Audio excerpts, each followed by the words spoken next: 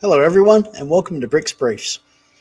As we anticipated today, we are here with Matthew Ehret to elaborate and try to better clarify the relationship between the BRICS and the WEF, which concluded its last summit a few days ago. For those who don't know him, Matthew Ehret is a Canadian journalist, historian and geopolitical analyst, editor of the Canadian Patriot Review and co-founder of Rising Tide Foundation. He is known as a critic of Western oligarchies and promoter of Eurasian alliances such as that between Russia and China. Known for books such as The Clash of the Two Americas, he argues that British and US elites manipulate global systems through finance and culture. A frequent guest on RT and Sputnik, Ehret mixes history, anti-globalism, and the defense of sovereignty. Hi, Matthew. Hello, Clive. And hi, Anastasia. Hi, Matthew. Hello, Matthew. Hi. There we go. Nice to see you with us. Yeah, nice to be here. Excellent. Really good to have you here. So today's talk is going to be pretty complex and full of nuances. So we'll do our best to stick to the main idea, but there'll probably be loads of extra stuff that needs to be discussed further. We decided to talk about BRICS and WF because we've been criticized for our videos. So that's what sort of spurred this a little bit. Some people have said that the BRICS are like globalism's gatekeepers, or the other side of a world government, which is what the WF is pushing for. But to us, this doesn't seem to fit with the BRICS idea of a multipolar world. While we're looking into this, we found your research, BRICS Plus versus WF, the clash of two green paradigms, which we based our video report on. So viewers can find it on our channel or in the link in the description below. But as I said, there are still a few things that aren't clear to us yet, and I'm sure a lot of you would like some reassurance on this subject too. So what's the real deal here? Are BRICS nations just playing along with the WF? Given that many leaders from BRICS nations have attended the World Economic Forum, WEF, in the past, or are they genuinely trying to build something different, especially when it comes to stuff like Agenda 2030, and who actually benefits from all this?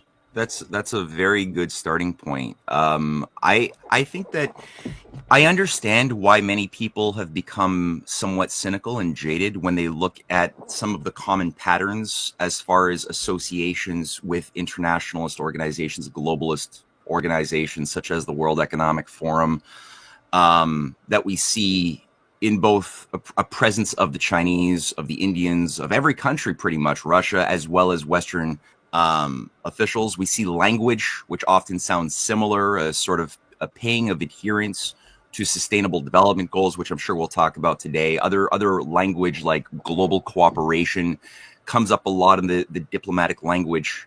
So there's patterns that come up which cause many people to leap to the conclusion that any evidence of a fight between multipolarity or unipolarity is an illusion, a charade, and everything is in fact controlled opposition. And sincerely, that I understand where that's coming from, but this is why I wrote the article as well, was because when you look at the actual policies that have been enacted, both from the standpoint of energy, water, hydro, nuclear, advanced science, space, if you look at any of the actual policies that are animating the thinking from the standpoint of economics or the standpoint of war avoidance, diplomacy, coming out of the multipolar representative nations, I'm referring here to Russia, China, India, and the broader BRICS and growing BRICS array of allies, compared to the sort of thing that's been animating policy-wise those same things, shaping the transatlantic basket case society. There's a different universe, so that similar words will mean different things based upon concepts of whether we think that we're living in a world where depopulation must be a priority to protect nature from human life, which is what has been animating the Western calculus. As far as how we use words like sustainability, there's been an actual intention for population reduction, global enslavement behind the words, versus those same words that are animating an idea of increasing abundance, creating more space for more people to live at a higher quality of life based upon new discoveries and the application of new technologies. So these are all things which I find are important for me when I look at what Russia, China, and increasingly their allies are doing. And I'd say the other thing that I use as a standard when I go into an analysis of anything is the conception of open versus closed systems. So I've come to the conclusion in my research over the years that the oligarchy is religiously animated by an intention to impose closed systems of absolute master-slave relations and diminishing resources onto their slaves that are expected to adapt into those very fixed, rigid structures of control. That's part of what has been since the ancient Babylonian days of the high priesthood, has been keep the slaves fighting each other. So that's one of the things. Keep your victims in a state of forever conflict. Keep them stupid. So divide to conquer. Keep people dumb. Keep the culture as degenerate and depraved, so that people cannot be their true selves, which would allow them to be creative, make discoveries. So you can't allow that. And then keep rigid systems of control in place.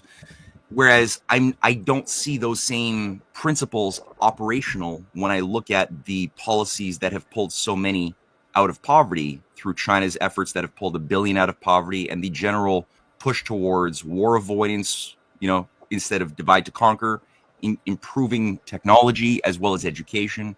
All of these things matter so much to me when I evaluate that, as well as evidence of a battle that is clearly measurable of very powerful elites that have been loyal to the West, that have controlled the fifth columns of Russia, China, especially over decades that have been built up, which I have seen evidence that I've measured. You can look at this and evaluate this, that many of these Western controlled elites have gone to jail, have been taken down. There's many points of evidence of battle lines between authentic patriotic institutions in opposition to these fifth columnists, these deep state operatives that are prevalent in all countries of the world.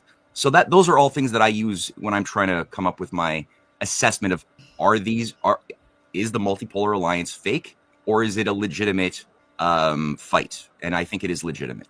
Yeah, that's a really good principle to go from, open versus closed world systems, which I don't think enough people are aware of. But I did read your article about that. That was excellent as well. Going over that, because there's these principles which you go over, with the two different green paradigms sort of thing, and in that context, I think is excellent. So the language too. Well, go ahead, me Anastasia. myself, I read this article twice because from the first. When I read it first time, I told myself, okay, let's think thoroughly and read it once again. Because you did a really huge job, Matt, about that, comparing that to systems, we may say. But in your article, you have highlighted a stark contrast in how the WEF and BRICS approach sustainability, with the WEF focusing on reduced consumption and renewables, and BRICS prioritizing development and nuclear power.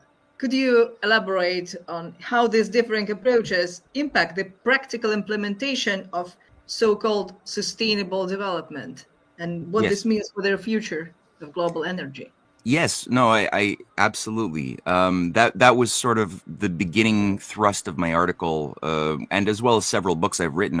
Is this question of what does the word green or sustainable mean? Because the words by themselves are relatively innocuous. Who doesn't want a green world? Who wants to have pollution everywhere? Nobody. So the question is, how do you define the problem, and how do you define its solutions? And when you look at the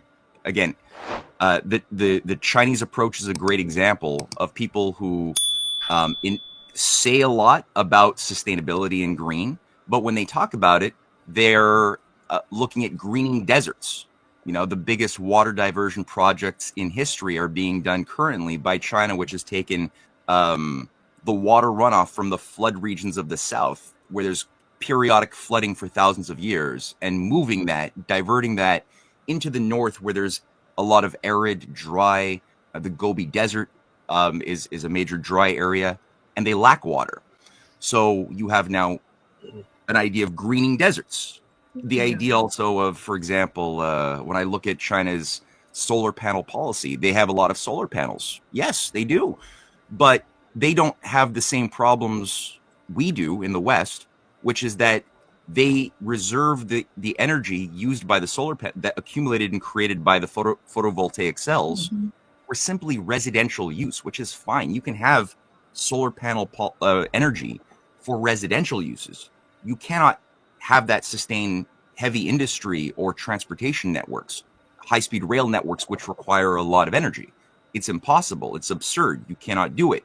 Whereas in the West, we are being told we have to, which is why our industries are being consciously destroyed in Germany and other places. They cannot justify paying their energy prices or even receiving the energy yields of very low quality, unreliable energy sources like wind and solar, when you need to have industrial melted steel, processing of a lot of minerals. Like that requires so much energy that has to be reliable, has to be cheap, and constant. And constant. You can't wait for the wind to blow or the sun to shine and hope that you won't have clouds. So China doesn't have those types of intellectual problems. Everything has its place within a broader system. But when it comes to the type of industrial growth that China has robustly created and is committed to continually growing over the coming decades, and its allies, for that we have their idea of green is let's invest there in massive clean coal. Let's invest in natural gas and oil, which they're doing. They're breaking records as far as coal production, and especially nuclear power, as you alluded to. So their idea is, if people all seem to be brainwashed to try to undo carbon dioxide from the greenhouse gases, I mean, they're not even getting into the fight over whether or not that's even a problem. Because in my view, and I think scientifically speaking, it's actually not an issue. It's plant food.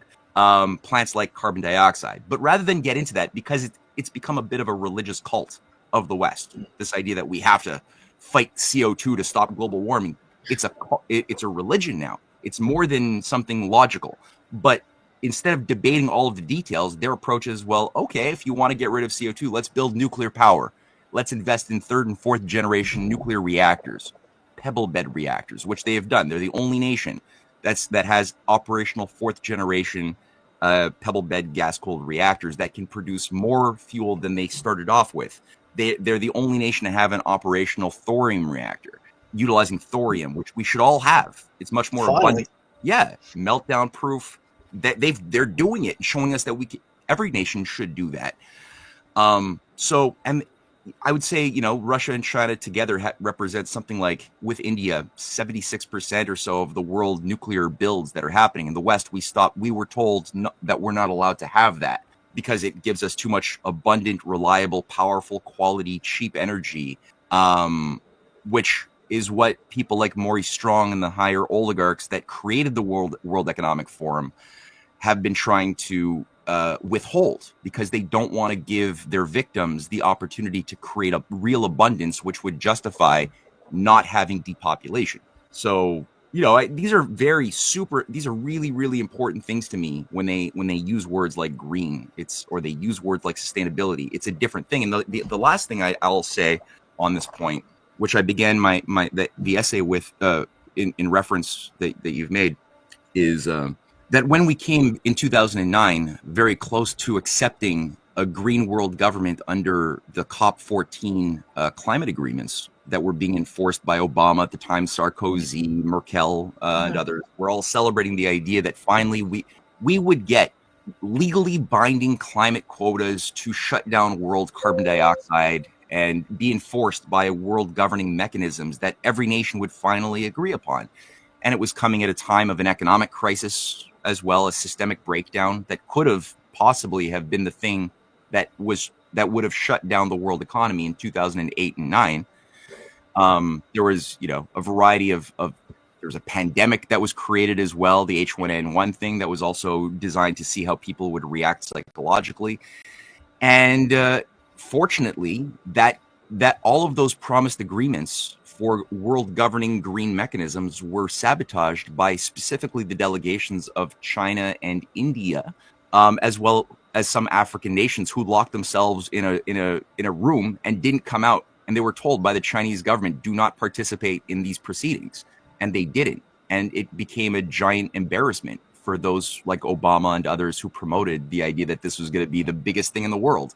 And it was a failure. So they largely bought the world a lot of time by that sabotage. And there's many other examples of a resistance by these nations which wish development, which have not permitted.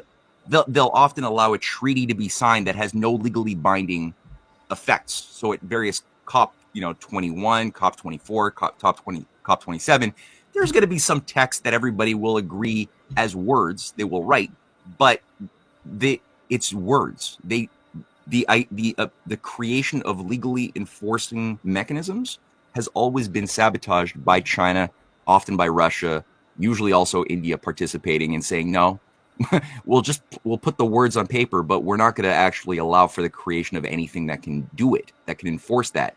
So it's, again, it confuses certain people from the West trying to make sense of things, but these go a long way in my mind to decide, is this the same sustainability, or is this a different idea of sustainability? If those countries, you say, they sign those agreements and so on, but actually, in fact, they do not follow those agreements, why do they not refuse to sign only? Well, I get the sense that there's a fight over influence, and I think part of this is that throughout all of human history, there's been generally political structures, power structures, animated by ideology and cults. For example, in ancient times, you couldn't necessarily just go as a representative of one society, let's say in Greece, and go and talk to the Persians, and just go, if you're trying to actually create some sort of let's say your intention is to try to create an avoidance of war with Persia. Let's say that there were efforts to do that at times. They weren't always at war with each other. You're not just going to be able to go and insult their particular deities. You're not going to be able to just do that. If you do that, you will enrage the Persians, the leadership, and the people, who will be very offended that you've just insulted whatever array of deities in their pantheon they take very seriously, and they will, any chance of having a positive outcome will be sabotaged, and vice versa. The Persians are not going to go and insult Zeus or something like that. They won't tend to do that, or if they do, it's because they're now prepared to go into war footing. So I think that the Gaia cult has been something specifically created in our secular age, where people think, oh, we don't have ancient pagan deities and mystery cults running our world anymore. We're in the secular scientific Enlightenment age of reason. And it's like, well, that's naive. No, we actually, from the standpoint of the architects of the power structures and ideologies of the world in which we are presently living, we do it in fact have these things. And I would say the creation in the West, especially during the early days of the Cold War, of a revived Gaia cult, but with a secular veneer, has been an intention by those like Prince Bernhard, Prince Philip, who represent a higher faction of controllers within the Great Game, so-called, who were the founders of the Bilderberger Group, and not just the Bilderberger Group, which was sort of a globalist coordinating organization set up in 1954. But Prince Bernhard was also the creator, with Prince Philip and Sir Julian Huxley, of the World Wildlife Fund for Nature in 1961. Sir Julian Huxley, a leading eugenicist who was the president of the Eugenics Society of Great Britain for many years, was also the founder of the International Union for the Conservation of Nature in 1947. And if you read their manifestos, the Morg's Manifesto, that set up the essence, the spirit, and purpose of the World Wildlife Fund, as well as the other associated organizations that came out of that over the ensuing years, their idea was to fundamentally alter the value system of society, especially focusing on the new baby boomer generation that was being born after World War II. And their idea was to reset civilization's values by changing our idea of what is good and what is wrong when it comes to human nature and politics, by reframing what was formerly the ethic, which was save humanity from empires, right? Do that by increasing technology, increasing progress, helping people leap outside of the limits to growth, as John F. Kennedy, Charles de Gaulle, and many other very good leaders believed in and were animated by, and instead redefine that around saving nature from humans. And part of that, I think, came out with an idea of reviving the ethics of the old Gaia-worshipping Earth Mother goddesses of the ancient times, where there was this idea that human beings are unnatural. When we build roads or we build infrastructure, it's always going to be destructive to nature. And because of that false, I guess you could call it a sophistry, they create a false association that human beings are unnatural. Human beings are thus destructive. By our nature, we are pollution. We are thus bad. And anything which reduces our activity on the earth, and this was the case for the ancient Earth Mother cults of the past, everything which reduces our impact on nature becomes good. So anything which results in ultimately killing people is typically an unfortunate good thing. And this was what Thomas Malthus was prescribing when he was calling for the elimination of babies that would be to solve overpopulation, when he was calling for the spread of wars and disease and famine in order to do God's work to solve overpopulation. He was the leading priest of the British East India Company, and he promoted those theories as if they were scientific, and they never were, because he didn't allow for anyone to acknowledge the fact of human creative inspiration, the soul, the ability to discover God's creation. These things were not part of his realm of possibilities. And because of the inability to make discoveries, we would always be locked in a closed system of diminishing returns, which is where Ricardo, John Stuart Mill, Adam Smith, they were all promoters of this same ideology that would say that, okay, since we are pollution, we will always grow like a cancer to the point that we will have a crisis of our carrying capacity. We must act preventatively in the present as enlightened leaders to reduce those future crises of overpopulation now by encouraging famine and war. That's what the Prince Bernhard, Prince Philip, they were self-identified Malthusians trying to revive this very disgusting ideology, which was, again, very, very much baked upon a religious consideration.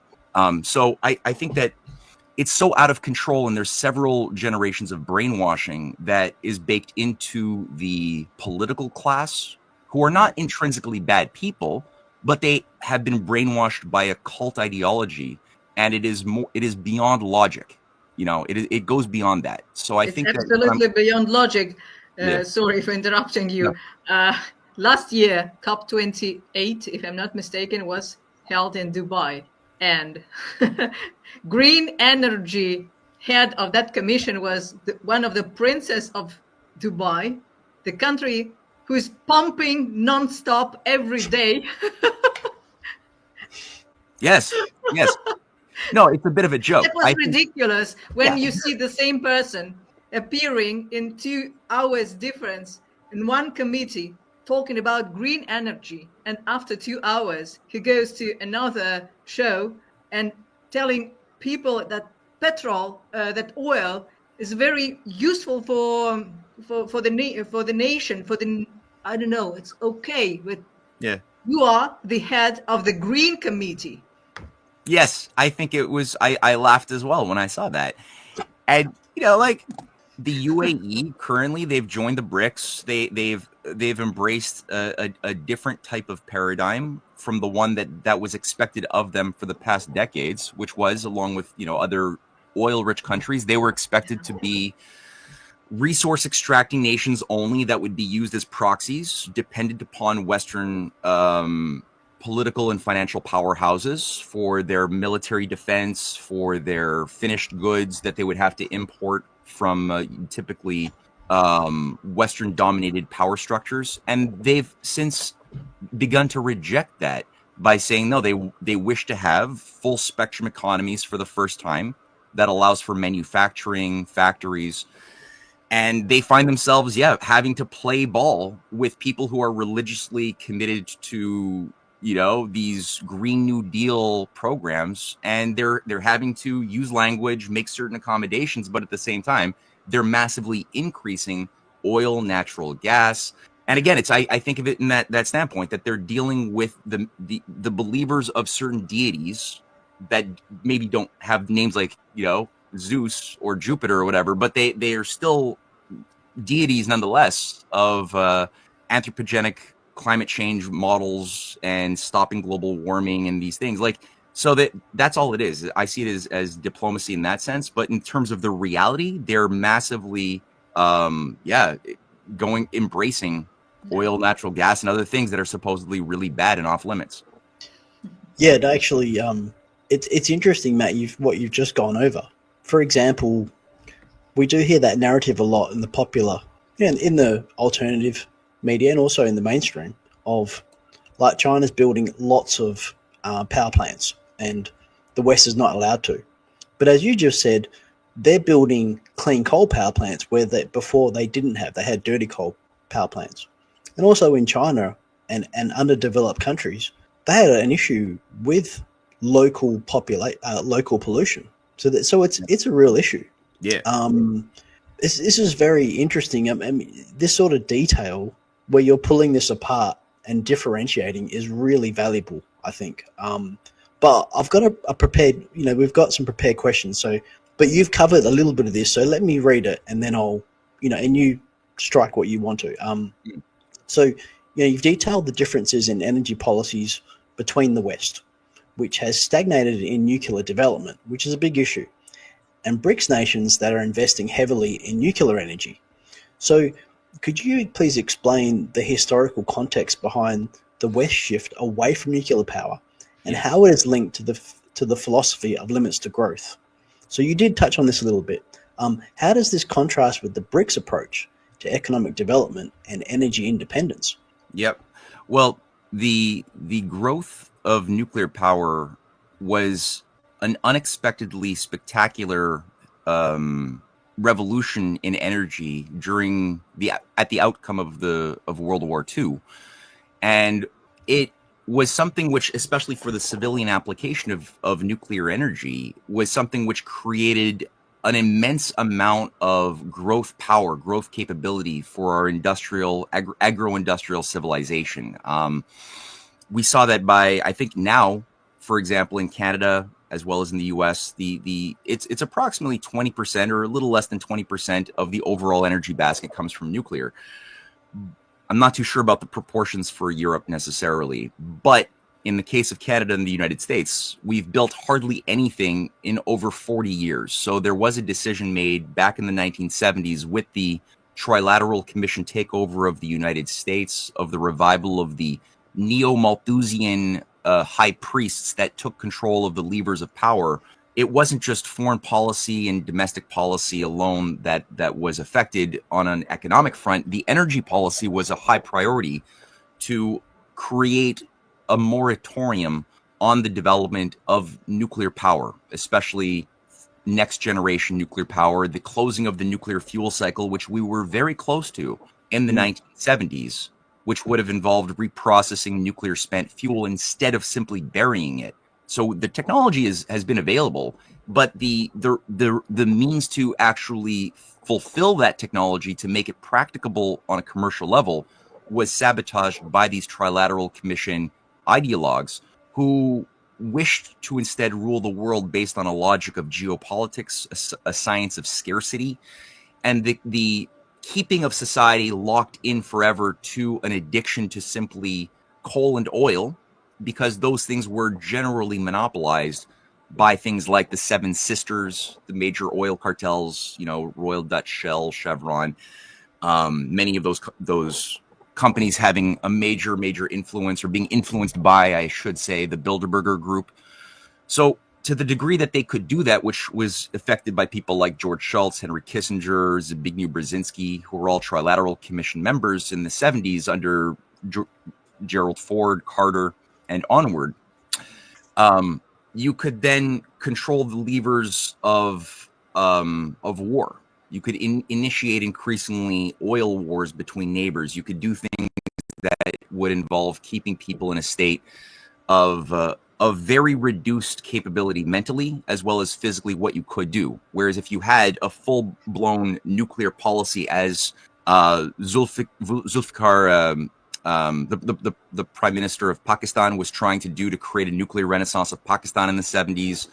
The Egyptian leadership was also trying to move towards nuclear power. Gamal Abdel Nasser, many leaders of the world were all trying to move towards nuclear, as was John F. Kennedy, who made that a very high priority. Charles de Gaulle, that played a big role in France's heavy nuclear industry, and its growth was because it was understood that you could break out of the logic of scarcity and forever wars for limited resources if you have the power of the atom at your disposal.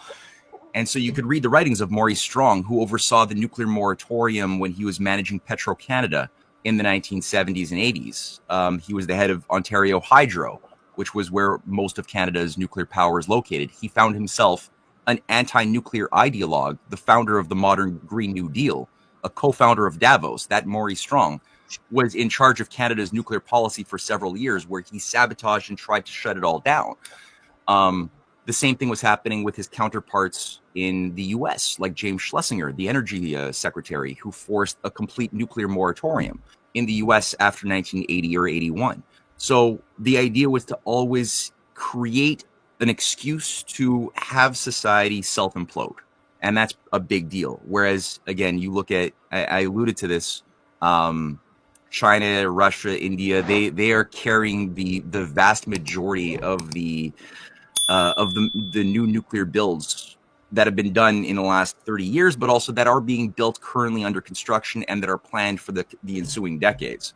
So this indicates, again, an unwillingness to adapt to scarcity, but to rather increase abundance in a way which I would say, additionally, it demands higher education, higher cognitive powers, because to have a society with heavy nuclear power, not only does it get you closer to fusion, because currently we're still using fission, but that science of fission will get you closer to appreciating the subtle but still undiscovered geometries of the atom, which by discovering we can tap into and use, which involves understanding plasmas, the nature of how plasma, which is the fourth state of matter, relates to creating fusion processes which see atoms like helium-3 or deuterium merging together to become new, heavier elements on the Mendeleev table, while releasing an immense amount of energy. Some of that matter becomes energy that can be applied to do work. Now, the level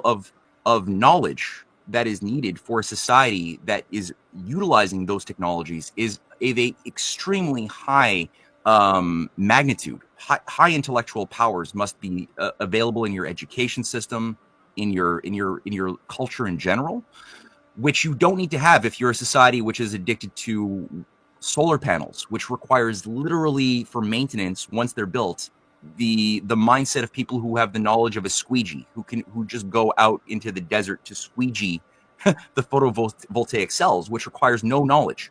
So that's one of, I think, the important elements for the oligarchy, is they want to keep our cognitive levels as low as possible, because we'll be more easy to control as a slave society if we're not able to use the power of our minds, which makes it more difficult in an advanced industrial society, which is growing. People are less inclined to think of themselves as slaves. That's a really important point, actually. Yeah. I totally agree with you, Matt. And also the engineering required. And like you talk about isotopes, different isotopes, and obviously if you have different isotopes available, then you can do research and development, you can break new barriers. So, but that's a very important point. But research and development takes money and a lot of time. Did you know, Matt, that the fuel for the nuclear plant that operating in the United States, they get from Russia, enriched uranium. That's a lovely irony. Yeah, because the United States, they have a very low capacity of enriching uranium. So thanks to the Russian Federation, still American nuclear plants are working and producing, if I'm not mistaken, over 60% of all energy. I'm writing that down. I'm going to use that fact. Thank you. I didn't realize it was that much. And You may love watch our video. We have done a video dedicated to the uranium on our channel. So that was very popular. Yeah, it is very popular. All right, I'll watch that. That sounds good. Because recently, Russia told that it would like to limit, not absolutely stop, but limit selling uranium to the United States. Well, that's enriched uranium, because the only country that have capacities, industrial capacities for enriching uranium is Russia. Mm-hmm. Which goes to your point again, Matt, where you're saying, the country that has the most advanced and is providing the nuclear systems is being attacked and, right now and suppressed. And so it goes again to your point. Yeah. So. And again, in Europe, the biggest nuclear country is France, because they didn't stop their program. When in Germany they shouted, "Oh, it's so dangerous to have a nuclear plant in a neighborhood," France told, "Okay, I will supply energy to you." And France is the biggest supplier of the electrical energy in Europe. I know. No, it's such a brilliant irony, and Germany had so much going for it. In I think 1999, they still had 30% of their overall energy basket was nuclear, and it just continued to go down and down until Fukushima all of a sudden created this mass frenzy of fear mongering, and they accelerated the total shutdown. So now the people, like you said, they don't realize that they're still using energy. It's just that that energy is now imported from either, ironically, France, which is still nuclear, or from like the Czech Republic, which is producing a lot of dirty coal, which the Germans are think is the most evil thing in the world, and they're so pure for shutting down coal production as well. Or Ukraine, my God, yeah. So no, people just they've been made so illiterate about the elementary basics of energy science, which we should learn in grade 2. When kids are 7, 8 years old, I see no reason to believe that it's impossible to teach them these elementary basic facts of life, of what it requires to sustain 8 billion lives. It's not magic. It requires food production. It requires certain amounts of steel. Those things can only be done if you have energy that's reliable. If you don't, you can't have the food. You can't make the things that are needed to sustain the 8 billion lives. People will suffer unless you can change. So I think there's been a conscious undermining of our school system to make people incompetent intellectually on these very basic things that they need to know if they're going to go into, economics or become a political figure or a diplomat. They should know this. They don't know this. Well, you mentioned 7-year-old children. I had a conversation with one of editor-in-chief of one of the biggest newspapers in Egypt. And lately, there was an agreement between Russia and Egypt to build a nuclear plant there. Yeah. And that gentleman told me that he is absolutely against that idea. Okay. Editor-in-chief of one of the biggest Egyptian newspapers, because nuclear energy is not eco-friendly and dangerous, because he still recalls what newspapers wrote after Chernobyl disaster. Oh, yeah. I told you, are you insane? Your country is growing. You are, I don't know how many people, millions of people living in, and do you think that you don't need nuclear energy? And he said, we should find another sources of energy. But I asked him, for example, why didn't you find that until today? Yeah. But not nuclear energy. That was the response. This people is against, and it's dangerous and not eco-friendly. Well, that's the new religion, right? It's more than, it's beyond, like you said, it's beyond logic. And I would be curious to see where he got his education. Did he get he get his training in a nice little Western university, or was it was it Western money that retooled many of the curriculums of these abused nations, as part of I think the IMF second conditionality? one. Probably the second one, yeah. And people have been so traumatized. There's so much, and I had it too. I also, coming out of the society, had a very negative view. I was of nuclear power for much of my life. It's relatively only in the last 10 or so years that I began to realize that I was lied to. But the trauma is big, and people not only have Chernobyl and 3 Mile Island meltdown hysterics in their mind and the propaganda there, but The Simpsons did a number on many people of our generation and younger, which is that we associate nuclear with billionaire Montgomery Burns and Homer Simpson at the safety helm and three-eyed fish, and that's what. Good point.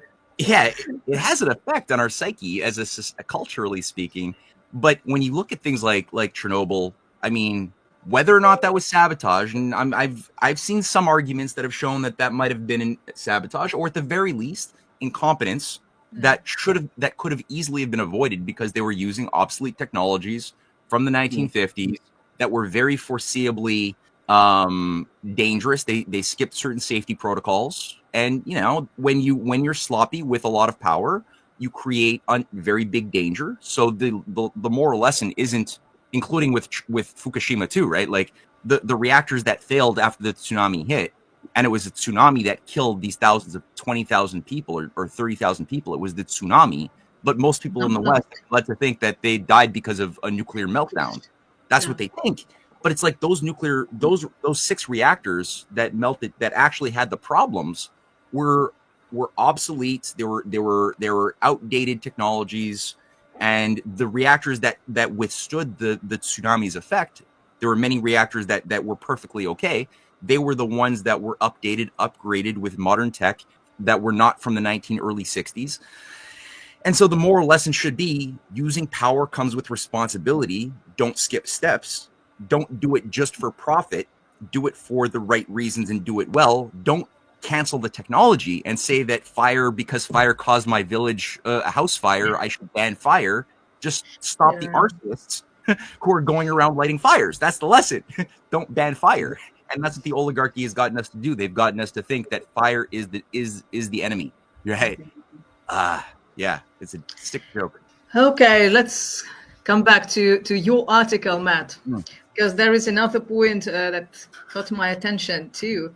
That you pointed out that the BRICS nations are actively working within existing global institutions like the United Nations, IMF, World Bank, etc., rather than abandoning them. How does this approach demonstrate a different strategy from the WEF's push for a unified decision-making structure?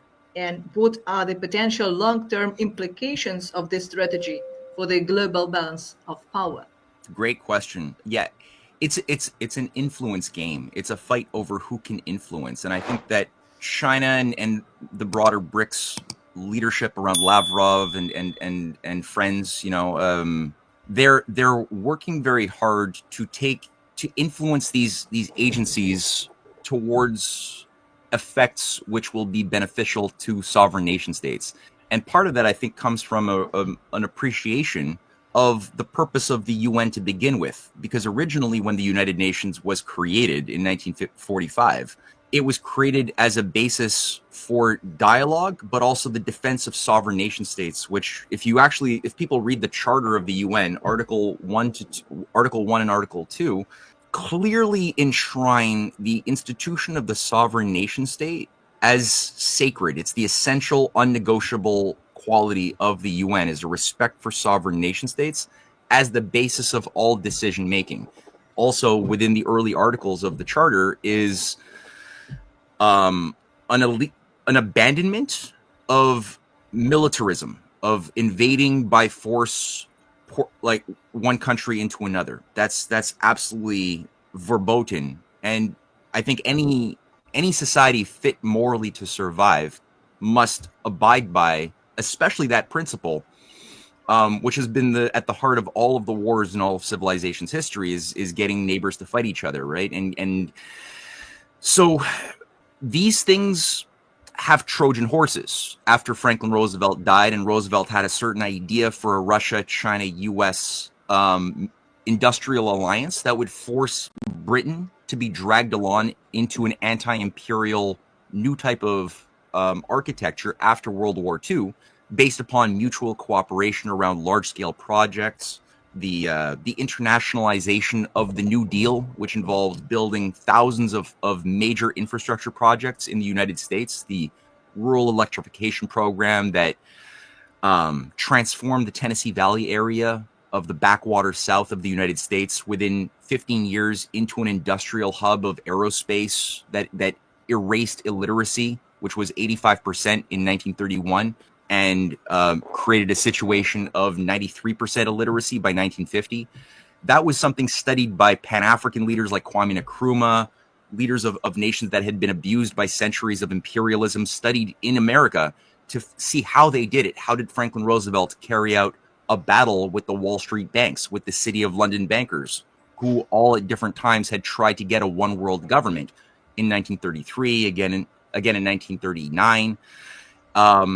And Franklin Roosevelt had carried out with allies, he wasn't doing this by himself, a very important battle on several fronts, which allowed for the sabotage of the Nazi fascist solution to the Great Depression as the world, the New World Order was intended by certain industrialists and financiers of London and especially of Wall Street back in those days, who tried to kill Roosevelt. So he carried out a successful battle. He was probably murdered by poisoning, as Stalin had professed to Roosevelt's son later on. But part of the idea was to create a U.S., Russia, China alliance that would then drive a new system of global cooperation. And the UN was going to be a platform to facilitate that dialogue. It was never supposed to be an enforcement mechanism from a unipolar agenda onto the nations of the world. And associated institutions that were created at Bretton Woods, like the the IMF, the World Bank, the General Agreement on Tariffs and Trade, that later on was sabotaged and was transformed into a perversion of itself after 1971. And the creation of the World Trade Organization. That was sort of a perverse mutation of those 1944 institutions. But originally, the reason why they were created was not to create a new colonialism. It was originally, and Russia was originally had an agreement to be a partner state of the IMF with $1 billion investment originally, while Roosevelt was alive and this dream was still alive. And they were supposed to be instruments to extend credit for the industrial needs of the poor nations to begin to develop full spectrum economies. So that was the original spirit of these institutions. Now, the fact that Roosevelt did die too soon, his enemies took over the White House under Truman. They created a new Anglo-American special relationship. They sabotaged the relations that America had with Russia by design. They dropped nuclear bombs unnecessarily onto Japan as an assertion of power onto especially the Russians and the Chinese. And that was a sad tragedy. And in that context, there were Trojan horses introduced into the UN Charter that occurred, that was written in the 1945 September San Francisco Conference. And among those, the most vicious Trojan horses was Article 52 to 56, which allowed for the creation of blocks. This is what was used to justify the creation of the EU. It was used to justify the creation of NATO. So all of these regional blocks was baked in, and this is part of the Count Coudenhove-Kalergi program, because he had a big role to play with the CFR and British intelligence in doing that, which didn't negate the usefulness of the earlier articles that are still there. And for anybody who's a wise diplomat and knows their history, which I believe is much more prevalent in China and Russia than it is in the West, they will act upon the idea that, okay, we need to defend the UN because we need to defend the right of the sovereign nation state, as the UN Charter outlines it as its priority in its original articles. And so I think they're using a language which is based upon influencing these things towards good ends, maybe even the ends that they were originally intended and not how they were induced to behave. And I would say lastly, the reason why the oligarchy is successful is they don't say the evil that they want, that they intend publicly. They use nice words, which we can all agree on, like, the 17 UN Sustainable Development Goals. They don't say increase scarcity, increase hunger, increase war, and decrease population. They don't say that, though that's what they want euphemistically, but as an effect. But they say we need good health for everybody. We need quality education for everyone. We need to end poverty for everyone. We need to end hunger for everyone. And we need to build partnerships, and we need to have affordable, clean energy for everyone. And it's like, okay, well, a Chinese diplomat would say, okay, you want those things? Let's figure out how to do those things. Whereas the Klaus Schwabian types, they think differently. They're not happy with that. And I think also at the World Economic Forum, most people are not there because they want to do bad. I think that within the Economic Forum, the Davos conferences, most people go there because they want to do business deals. They want to. It's a place to hobnob, network, with high level people who can make decisions in politics that for profit.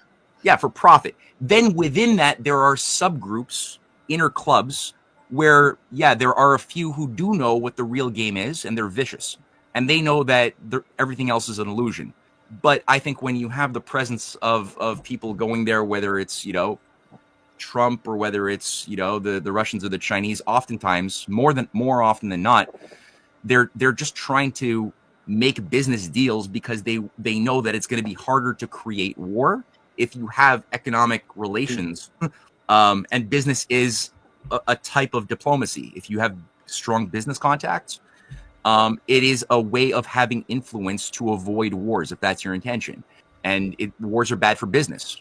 Maybe for the military-industrial complex, they're good for business, but they kill your customers. They're actually bad for business. So that's how I think about their relationship to these institutions.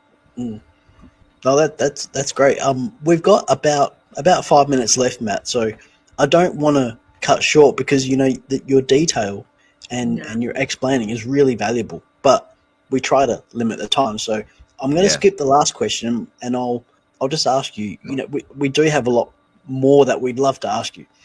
We know our audience have plenty to say, but as an analyst, not someone in the know about secrets or the inner thoughts of global leaders in the West or the global South, we'd like to end with a look to the future. So, this year's WEF felt really quiet. It started on 20th of January, which coincided with everyone being distracted by Donald Trump's presidential inauguration. So Trump's remote address, where he reiterated his anti-globalist stance, became the event's defining moment. People noticed that there weren't many big names there and lots of empty seats in the audience. What do you think? Is this a sign that the WEF is becoming less relevant, or is it just a temporary thing? Well, that remains to be seen. I think the currently, it was satisfying to see the failure of this year's conference. I think the increasing purpose over the last 20 years of the WEF has been generally to try to bring about a cancellation of nation states in preparation for a controlled demolition of our economy, which has been baked into the wiring of the Western banking system. There's a time bomb in the form of derivatives, the unpayable debts that have been baked into the securitized debt obligations and derivative contracts, which far outnumber and far outweigh the overall GDP of the world, and that will blow. That is the time bomb that will be detonated.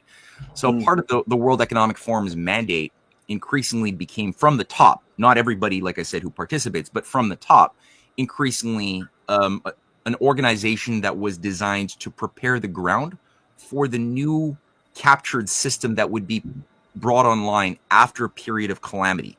And that system would have certain wirings around what I outlined at the beginning of being built around a closed system framework that would force scarcity to be increased as society would be contracted in a very, very bloody way. As it became more realized that Russia and China were not going to play ball with this, and especially I think a big peak of that was what I mentioned with the COP14 sabotage by Russia, China, India, and African nations in 2009, it became increasingly clear that they weren't going to play along and be a part of this global controlled demolition of the world banking system as was intended originally, and they began creating new parallel systems outside of the influence. The world, the Belt and Road Initiative, the other associated national banks of China, and other institutions like the BRICS Development Bank and other things.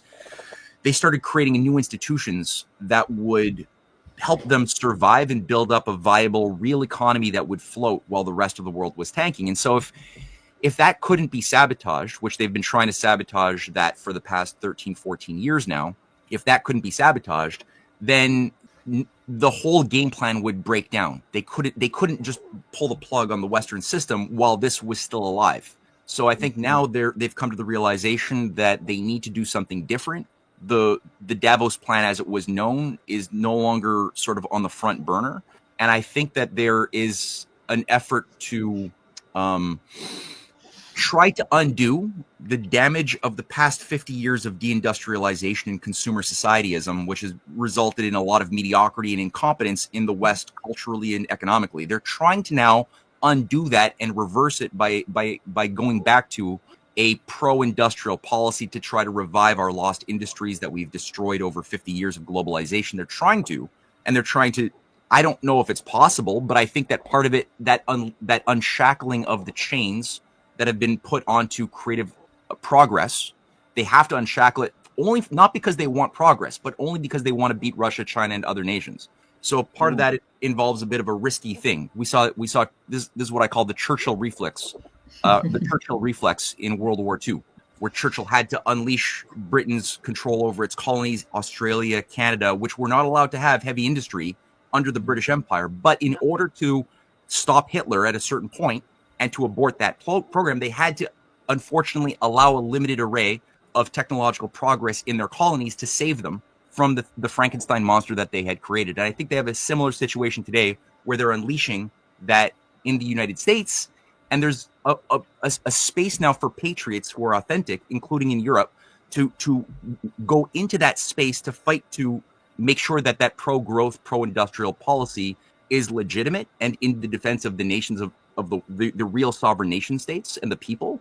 But then also you have the transhumanist Silicon Valley billionaire club that are also trying to co-opt that and use that in a more contained manner in preparation for a war with Russia and China. So you've got different factions vying for influence, again, for good and for bad in all sides. And that's how I'm sort of thinking about the failure of Davos this year. Oh, great. Thank you very much. That's a great rundown. Excellent. Okay. Right. Well, we're going to close off. Closing thoughts, Anastasia, and then Matt? I do not have closing thoughts. Proceed, No. Clive. Okay. Matt, is there something that you would like to, I would say definitely watch and look for the Rising Tide Foundation, Matthew Ehret's work on Substack, YouTube. Definitely watch the Open Closed World System lecture that you gave live at, where was that? Sorry. That was probably in Basel, I guess. The one on stage. Yeah. In Switzerland, yes. Yeah. So, he was up on stage and, have a watch. So, but your closing remarks, Matt. Yeah, well, thank you. I guess my closing remarks is that I just hope that people take this crisis as an opportunity to do some self-examination and to look at what is it that made us good in the past that we let go of, because there's something beautiful about Western civilization that we haven't seen a lot of, but that people like John F. Kennedy, Bobby Kennedy, de Gaulle understood as something worth fighting for and dying for, which the oligarchy hates and fears. So if we can tap back into those moral lessons of the greatness that we once were morally and intellectually and politically, we'll be able to better understand what is awakening in the cultural dynamics, I think, of the Confucian Renaissance active in the culture of China, the cultural dynamics of Russia, what we see being revived in India as a real dignified idea of anti-imperialism and a desire to survive coming into the current storm, and we'll be able to find certain common qualities that are universal within different cultures that are very different from our culture, but have certain common attributes that make them beautiful as well, and something that we can have dignified adult conversations with about the future. And I hope that I pray that the patriot movement, which I see in some degree around Trump, and I include Trump himself within this movement, is capable of seeing this type of strategy for navigating through the fire, which involves harmonizing a friendship with Russia over the Arctic, with China on a variety of fronts, especially on energy and especially on space and nuclear. These are all things that we could find all sorts of wonderful points of cooperation on, that the oligarchy would not benefit thereby and would actually be contained and reduced in influence for the first time in many, many years, because this vicious oligarchy has been latched on like a parasite to human civilization for thousands of years. And we need to finally grow up and do something about this artificially very vicious, very sophisticated cultural movement of bloodlines that are sociopathic and evil. And we got to do something about that finally. So I'm hoping that can happen. Yeah, great. One little question, Matt, for you. Yeah. Would you like Canada to be the 51st state? It all depends on what the U.S. is going to become, right? After Trump told that he would like very patriotically annex Greenland. Yeah, well, if it involves Greenland breaking free of all monarchical parliamentary systems and having, yeah, sure, why not? And if Canada can finally break with the monarchy and get rid of the Privy Council, I think it would be perfectly good. But the danger would be that that this is a trick to make America more Canadian, which might also be a bit of a trap that's being set, which I'm thinking about right now, and we can maybe have a future chat about that sometime down the line. That's interesting. Okay, we'll leave the audience with that one. Yeah. Nice. Okay, we'll close off. Thank you very much, Matt. We want to have you back on, so we'll do that again. That's it for BRICS Briefs. Please like and share and spread with your network. Thank you very much.